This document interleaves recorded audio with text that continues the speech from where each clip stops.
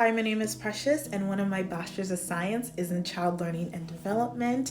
As a teacher, specifically a second and third grade math and science teacher, and as someone who studies the brain, I want to help parents, teachers, educators, and caregivers ask a critical question, which is this behavior emotional or is it neurological? We often label a child as defiant, lazy, and inattentive without fully knowing what's happening under the surface. The truth is, not all behavior is a choice. Some of it is wiring. So let's break it down together. When a child refuses to be still, has frequent meltdowns, and zones in and out in class, it's so easy to just automatically assume that they are being difficult. But as Papalia et al. In 2011 explains in A Child's World, and also emphasized by the CDC in 2022, in their developmental guidelines, these behavior could be a sign of an underlying developmental challenge,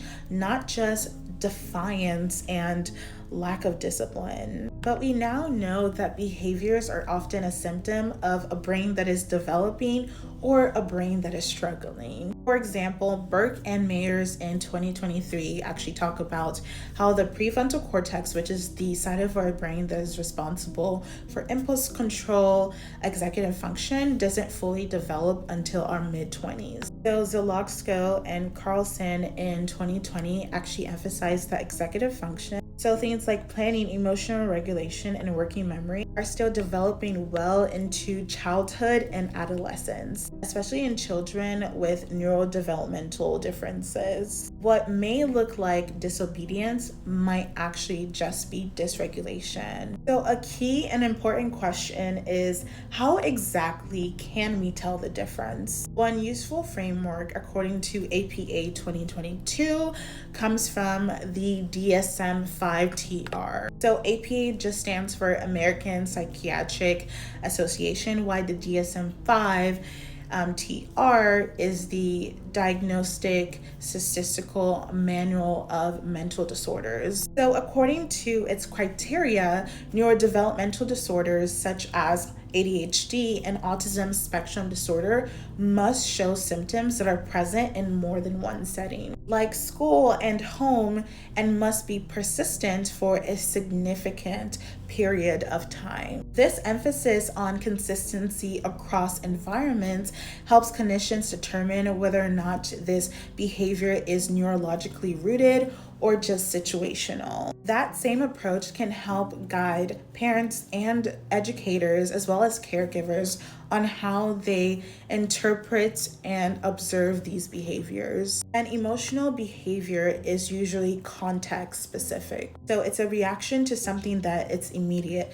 So frustration, fear, or sadness. But a neurological behavior that's more consistent across times and settings. So it's not triggered, it's wired in. So children with autism, ADHD, or sensory processing challenges aren't just reacting, they're navigating their world with a different neurobiological map. This matters because how we interpret the behavior directly affects how we respond. If we believe it's emotional, we might show empathy, but still expect a quick shift. But if we recognize it as neurological, we shift to patience, consistency, and accommodations that actually support how their brain works. Here is a simple tool that I call the pattern task. Ask yourself, does this behavior show up across multiple environments like schools, homes, and social settings? Does it persist even when there's no obvious trigger? If the answer is yes,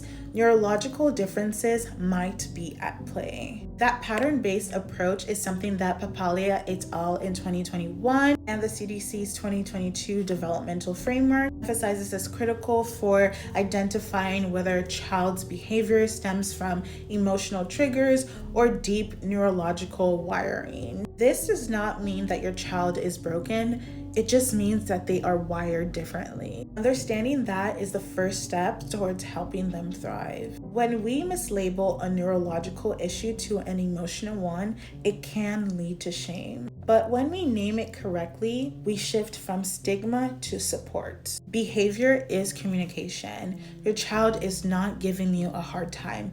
They may just be having a hard time. So let's shift from punishment to partnership. And let's replace blame with brain-based understanding. That is all for this video. Let me know if you have any thoughts, comments, questions, or concerns. And let me know if there's anything you'd like me to further expand on. I will be linking all the references I used to create this video in the caption below. That is all for now. Bye.